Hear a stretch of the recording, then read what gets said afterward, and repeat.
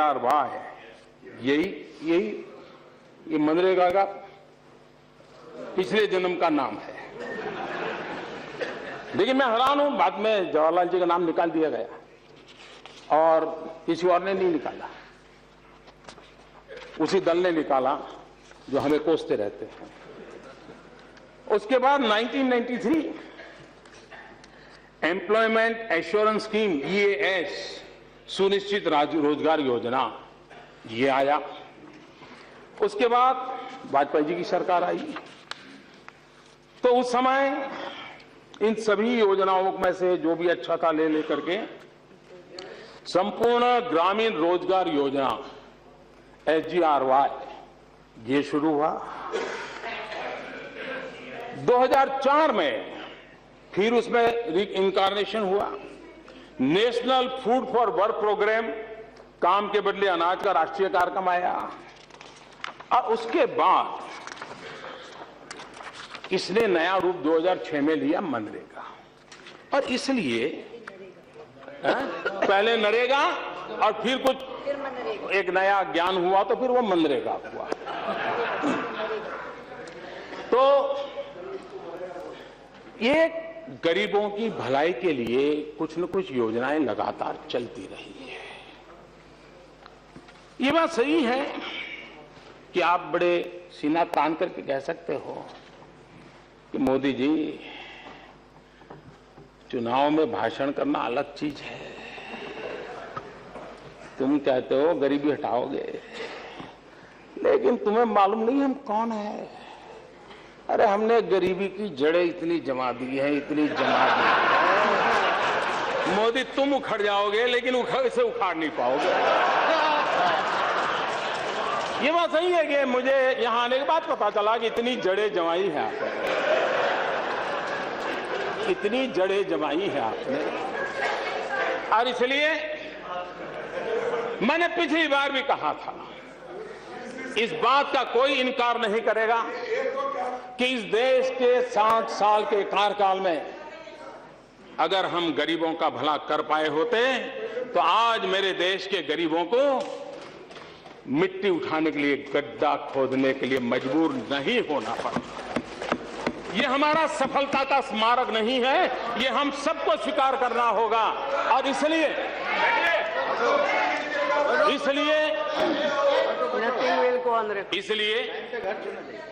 ये हमारा दायित्व भी बनता है कि ये जो क्रमिक विकास चला है इस योजना का, उसको और अच्छी बनाए और उस जिम्मेवारी को निभाने का हम प्रयास कर रहे हैं।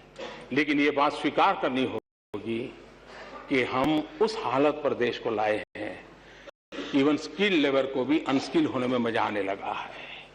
और इसलिए मैं जब कहता हूं कि हमारी विफलताओं का स्मारक है, इसका मतलब यही है कि गरीबी न होती तो इस नरेगा या मनरेगा की जरूरत नहीं होती।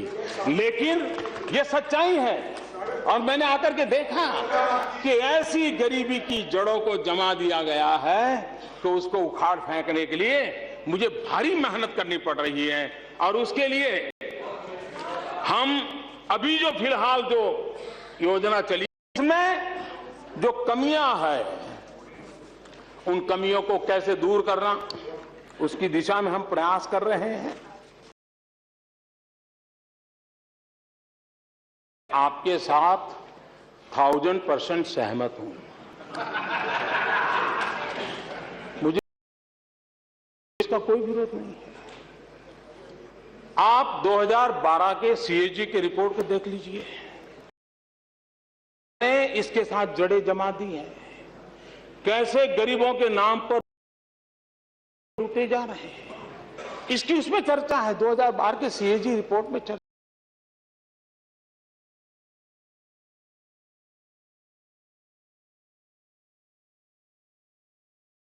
सचमुच में गरीबी है, जहां सबसे ज्यादा जरूरत है वहां इसका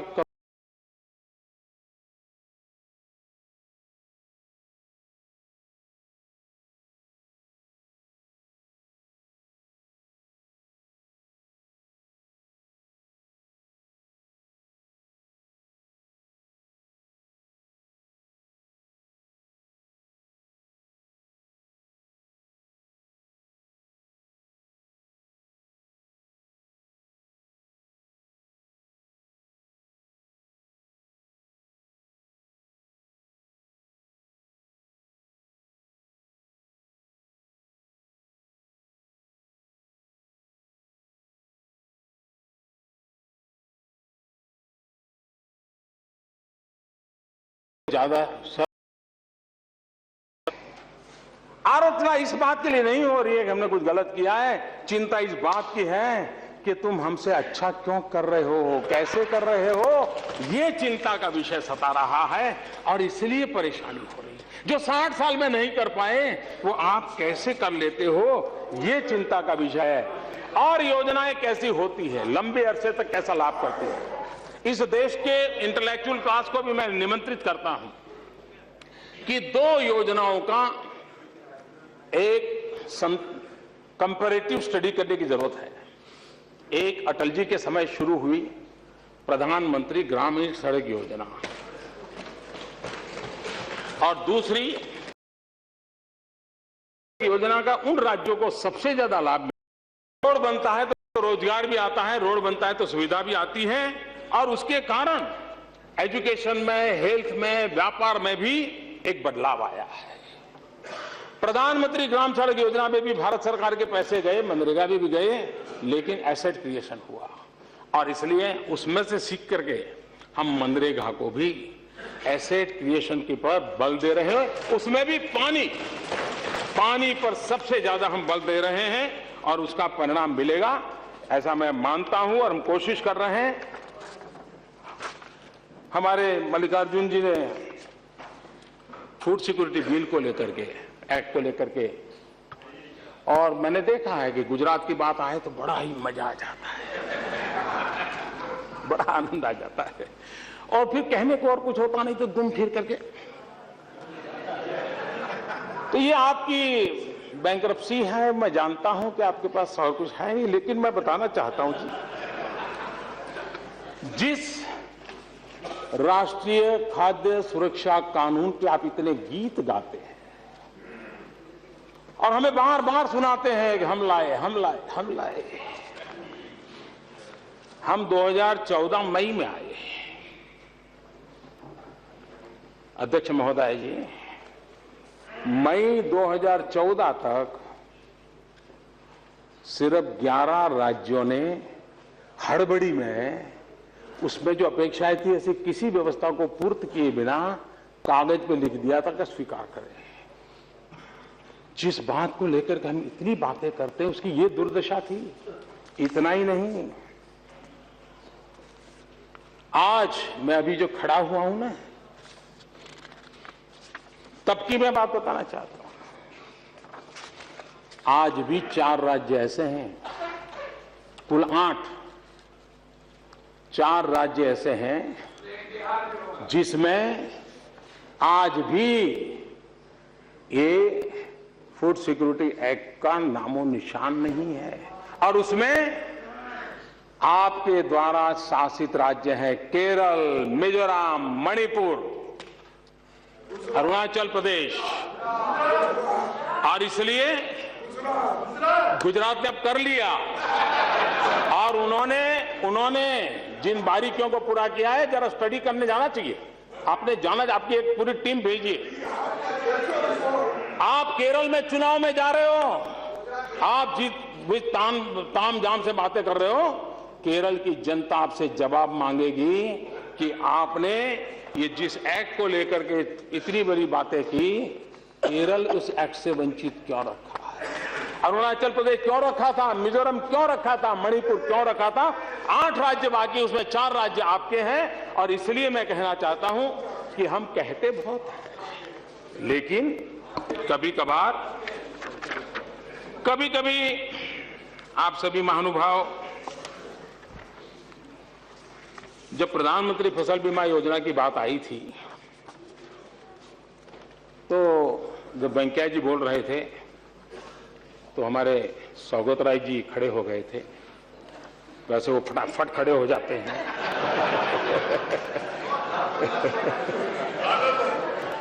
और जब वो खड़े हो जाते हैं तो उनके दल वाले भी देखते क्या करेंगे बता रही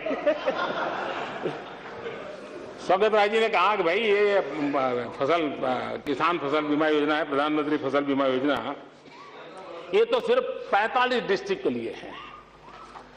तो एक जानकारी के लिए मैं कहना चाहता हूं सौगत राय, ये 1 अप्रैल से देश के सभी गांव, सभी किसानों के लिए लागू होगा। लेकिन इस योजना की एक और ब्यूटी है जिसकी तरफ मैं आपका, और जो 45 जिलों में पायलट प्रोजेक्ट के रूप में हमने ली है। अब ये पायलट प्रोजेक्ट इसलिए है क्योंकि इसमें सफलता मिले ना मिले, लोगों को पसंद आए ना, 50 विषय होते हैं। हमने ये कहा है कि प्रधानमंत्री फसल बीमा योजना के साथ कोई 2 चीजें और इंश्योरेंस में आप जोड़ सकते हैं क्या, और उसके लिए हमने किसानों को 7 ऑल्टरनेट इन 45 जिलों में एक प्रायोगिक रूप में देने का तय किया। एक, प्रधानमंत्री जीवन ज्योति योजना, जीवन ज्योति बीमा योजना। दूसरी, प्रधानमंत्री सुरक्षा बीमा योजना। तीसरी, छात्र सुरक्षा योजना। चौथी, घर अग्नि दुर्घटना बीमा के साथ क्या उसको सूट करता है, इसमें कोई एक प्रायोगिक रूप से इंश्योरेंस कंपनियों को जरूर दिक्कत हो रही है, लेकिन मैंने बड़ा आग्रह किया है।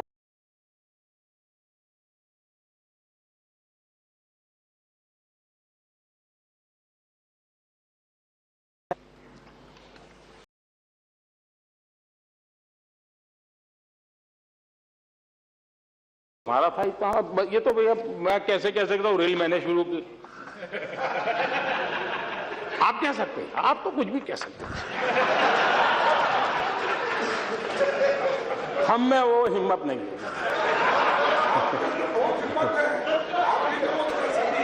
और इसलिए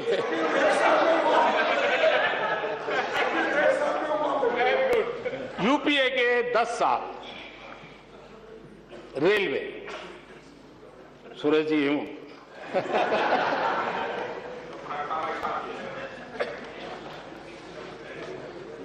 औसत सालाना खर्च रेलवे के डेवलपमेंट के लिए 9,291 करोड़ रुपीस। हमारे इस 2 साल में 32,587 करोड़ रुपीस।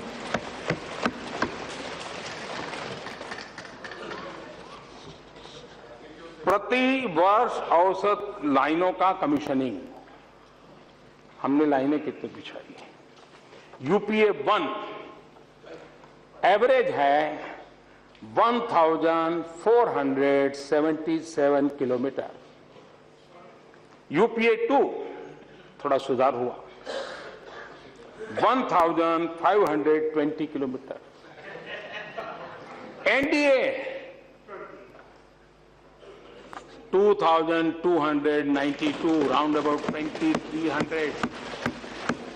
काम कैसे होता है, गति कैसे लाई जा सकती है, एक परफॉर्म करने वाली सरकार कैसी होती है। संसाधन यही थे, रेल की प्रक्रिया वही थी, डिपार्टमेंट वही थे, मुलाजिम वही थे, कानून व्यवस्थाएं वही थी। ये जीता जागता उदाहरण, और मैं हर क्षेत्र में ये दिखा सकता हूं।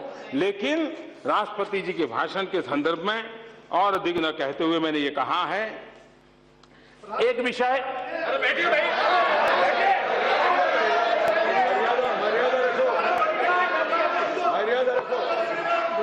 Madam speaker, you have to name him. What is this? Nothing will go on record. बुरिया जी का Yes, please. बुरिया जी मत बोलिए ज्यादा, मैं भी यहाँ बैठी हूँ आपके क्षेत्र की। आदरणीय अध्यक्ष महोदया, एक बात हमेशा ही चर्चा में रहती है फाइनेंस के संबंध में, वो ये रहती है कि राज्यों को पैसा कम कर दिया, डिगना किया, फलाना किया। एक ऐसी पवित्र जगह है कि मुझे देश के सामने ये चीजें रखना बहुत जरूरी लगता है। 14वें वित्त आयोग की अनुशंसा के बाद 2015-16 से राज्यों को 2014-15 की तुलना में केंद्र से अधिक वित्तीय संसाधन दिए जा रहे हैं। राज्यों को वित्तीय संसाधन 3 मुख्य हेडिंग के अंतर्गत दिए जाते हैं। केंद्रीय करों में राज्य का सरकार का हिस्सा, नॉन प्लान ग्रांट्स एवं राज्यों के प्लान के लिए केंद्र की सहायता। केंद्र से राज्य सरकारों को वर्ष 2014-15 में कुल 6,78,819 करोड़ रुपए की राशि दी गई थी। रिवाइज्ड एस्टीमेट 2015-16 के अनुसार राज्यों को 8,20,133 करोड़ रुपए की राशि दी गई। 2015-16 की राशि 2014-15 की राशि से 1,41,314 करोड़ रुपए 1,41,314 करोड़ रुपए ज्यादा है। इन तीनों हेडिंग के अंतर्गत मिल रही राशि पिछले वर्ष की तुलना में 20.8% ज्यादा है और इसलिए ये जो बिना कारण हकीकतों को न कहते हुए बिना कारण चीजें चलाने की जो कोशिश हो रही है, मैं समझता हूं कि उसको जरा समझने की आवश्यकता है। उसी प्रकार से हमारा देश लोकतंत्र से विश्वास करने वाला देश रहा है, लोकतंत्र के लिए प्रतिबद्ध देश रहा है। लेकिन हम जानते हैं इस देश में सार्वजनिक जीवन में हम सब लोग आंसरेबल हैं। कोई भी व्यक्ति हमें सवाल पूछ सकता है, पूछने का उसका हक है। लेकिन कुछ है जो जवाबदेह नहीं है, न ही कोई उनको पूछने की हिम्मत करता है, न ही उनको कुछ कहने की किसी की ताकत है। और जो करने जाते हैं उनका क्या हाल होता है वो मैंने देख चुका हूं। लेकिन मैं घटना का सिर्फ जिक्र करना चाहता हूं, अर्थ आप लोग लगाइए। रशिया के राष्ट्र प्रमुख श्रीमान क्रुश्चेव जब स्टालिन की मृत्यु हो गई, वो उनके साथी थे, तो स्टालिन की मृत्यु के बाद ये जहां जाते थे क्रुश्चेव स्टालिन की बड़ी आलोचना करते थे, बहुत ही कठोर शब्दों में निंदा करते थे, कुछ भी कहते थे और ये हर जगह पे वो करते थे। तो एक बार एक सभागृह में क्रुश्चेव अपनी बात बता रहे थे और स्टालिन को उन्होंने जम करके अपना ही पूर्व के नेता को उनकी मृत्यु के बाद बहुत कोसा। एक नौजवान खड़ा हो गया पीछे से, उसने कहा मिस्टर क्रुश्चेव मैं आपसे सवाल पूछना चाहता हूं। बोले आप स्टालिन को इतनी गालियां दे रहे हो, इतना बदनाम कर रहे हो, उसके विरुद्ध जब वो जिंदा थे आप उनके साथ काम करते थे, तब आपने क्या किया? ये जो हालत पैदा हुई आपने क्या किया? सारे सभागृह में सन्नाटा छा गया। जब सभागृह में सन्नाटा छा गया और कुछ पल के बाद क्रुश्चेव ने कहा जिसने सवाल खड़ा किया है वो जरा खड़े हो जाओ। वो खड़े हो गए। उन्होंने कहा तुम्हें जवाब मिल गया? तुम जो आज कर पा रहे हो स्टालिन के जमाने में मैं चाहता था लेकिन नहीं कर पाता था। और इसलिए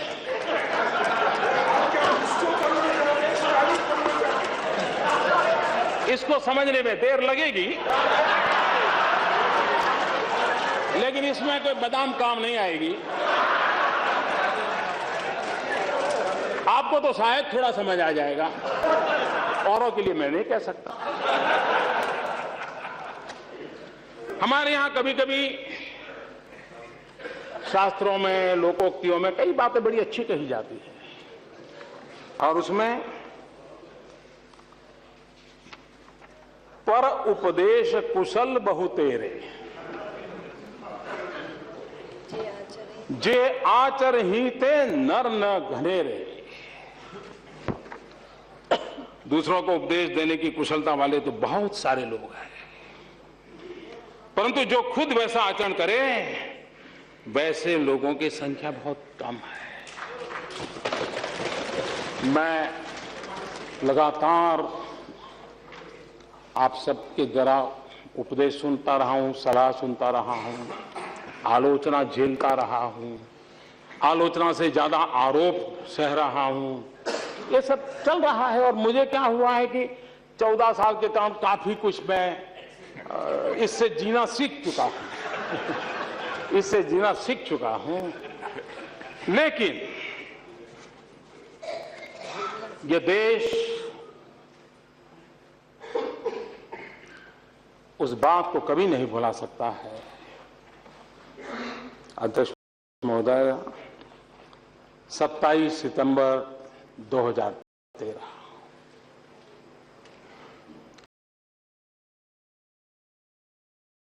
होना था।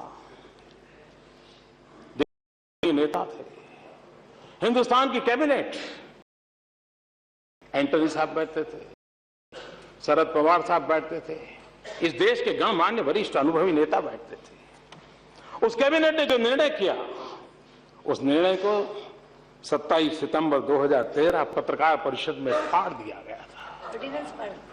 ऑर्डिनेंस को फाड़ दिया गया था। अपनों से बड़ों का मान, सम्मान, आदर, मैं बहुत आदरणीय अध्यक्ष महोदया, मुलायम सिंह और हम दो छोर पे खड़े नेता हैं। मेरी एक बात को वो नहीं स्वीकार सकते, मैं उनकी एक बात को नहीं स्वीकार सकता, एक्सेप्ट लोहिया जी के विचार को। मैं ऐसी जगह पे पैदा हुआ हूं, मुझे लोहिया जी पसंद आना बहुत स्वाभाविक था। लेकिन मुलायम सिंह जी ने जनता को वादे करते हुए अपना एक पर्चा निकाला हुआ था कि हम बिहार के, उत्तर प्रदेश के लिए ये करेंगे, ये करेंगे। मुलायम सिंह जी हमें पसंद हो या न हो, लेकिन बहुत बड़े वरिष्ठ नेता हैं। सार्वजनिक सभा में मुलायम सिंह जी के विचारों को फाड़ दिया गया है। और फिर मुझे बार बार याद आता है, पर उपदेश कुशल बहु तेरे, जे आचार हितेंद्र न घनेरे। आदरणीय अध्यक्ष महोदय जी, देश लोकतंत्र में आगे बढ़ने के लिए जितना हमारे सामने एक आवश्यकता मुझे लगती है, मैं अभी जो बात करने जा रहा हूं शायद हम सबको पसंद आएगी। मैं छोटा था तो मैं जिस गांव में बड़ा हुआ, हमारे यहाँ एक एमएलए थे, वो कभी हारते ही नहीं थे, हम हमेशा जीतते थे।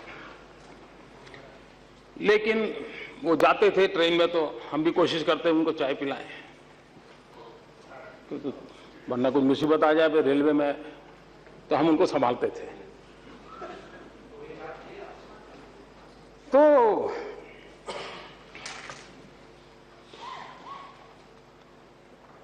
हम देख रहे थे कि हमारे देश में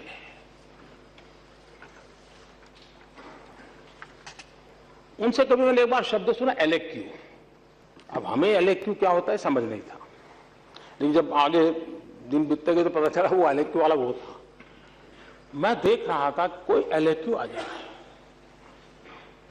तो पूरी गवर्नमेंट मशीनरी कांप जाती थी, नीचे से ऊपर तक अफसर परेशान रहते हैं, क्योंकि असेंबली में या संसद में सवाल आ गया। एक घबराहट का माहौल था।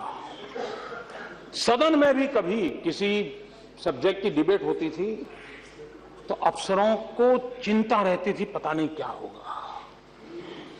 हमारे लोकतंत्र में और संसदीय कार्रवाई को हम कहां ले गए कि आज न हमारे सांसदों के सवालों से प्रशासन के किसी भी अफसर को पसीना आता हो, चिंता नहीं होती।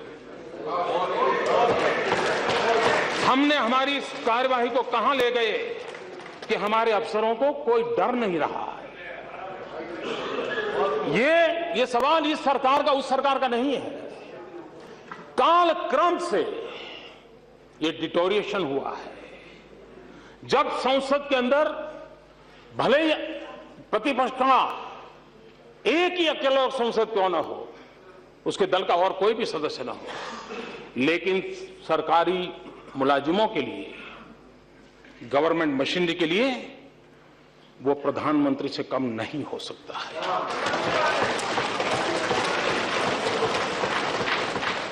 लेकिन आज मैं चाहता हूं हम लोग तय करें,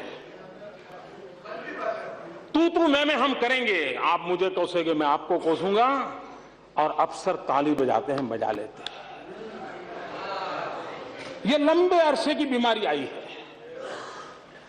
इस सदन में विपक्ष का शब्द की उनके लिए महत्वपूर्ण हो। एक जनप्रतिनिधि है, ये देश के लोग हैं। ये स्थिति लानी है तो ये हम तू मैं करके जो स्कोरिंग करते हैं, मीडिया में छा जाते हैं, हमको लगता है हमने बहुत कुछ कर लिया, लेकिन अफसरशाही की अकाउंटेबिलिटी खत्म होती जा रही है। लोकतंत्र में हम लोग तो हर 5 साल जनता को हिसाब देंगे, आएंगे नहीं आएंगे चलता रहेगा, लेकिन उनका हिसाब लेने के लिए यही एक जगह है। और इसलिए हमारी संसदीय कार्य प्रणाली में हम सभी को, सभी सदस्यों को, एक क्यों न हो, वो प्रधानमंत्री से कम नहीं है। और इसलिए ये आवश्यक है, करके नहीं करेंगे ये अकाउंटेबिलिटी संभव नहीं होगी। और तब एक सरकार को गालियां पड़ेगी, उनकी मजा लेना बंद नहीं होगा। हमारे सामने चुनौती है, मैं मानता हूं, और इस चुनौती को हम देता हूं, लेकिन ये हम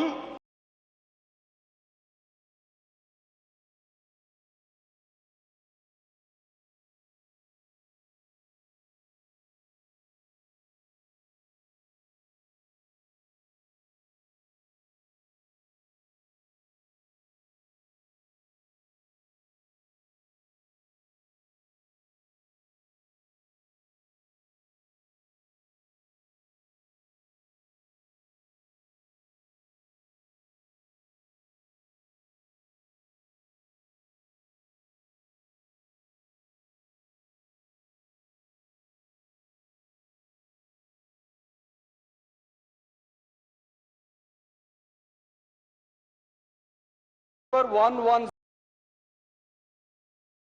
that may be for consideration.